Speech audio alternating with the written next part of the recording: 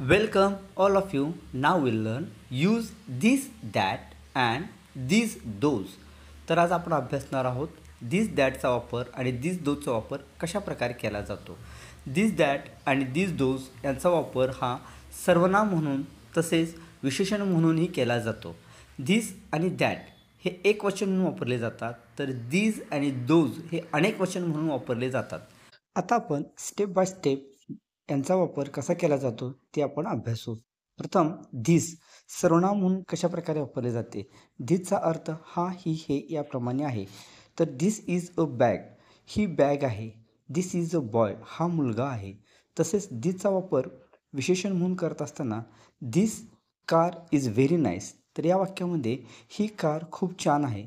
तर धिस ह्या वाक्यामध्ये धिसचा वापर हा विशेषण म्हणून केला जातो. तर याप्रमाणे धिसचा वापर सर्वनाम आणि विशेषण म्हणूनही केला जातो.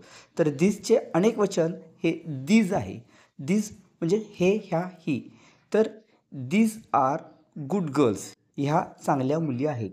या वाक्यामध्ये दीजचा वापर हा सर्वनाम म्हणून केला आहे. तर दीज बॉईज आर नॉटी, या वाक्यामध्ये दीज बॉईज ही मुले खोडकर आहेत. तर ही मुले ही या वाक्यातील दीज हे विशेषण म्हणून कार्य करते. आता आपण दॅट आणि दोजचा अभ्यास करू.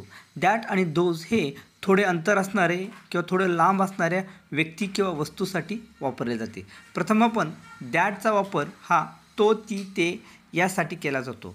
तर दॅटचा वापर सर्वनाम म्हणून कशा प्रकारे केला जातो.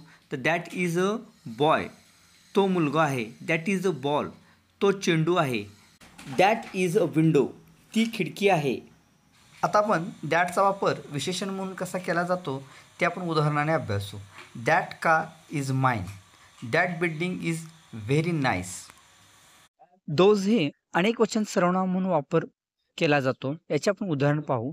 Those are my toys, those are sweet fruits. याप्रमाणे दोज हे सर्वनाम म्हणून वापरले जाते. तर दोजचा वापर विशेषण म्हणून कसा केला जातो ते आपण उदाहरण पाहू.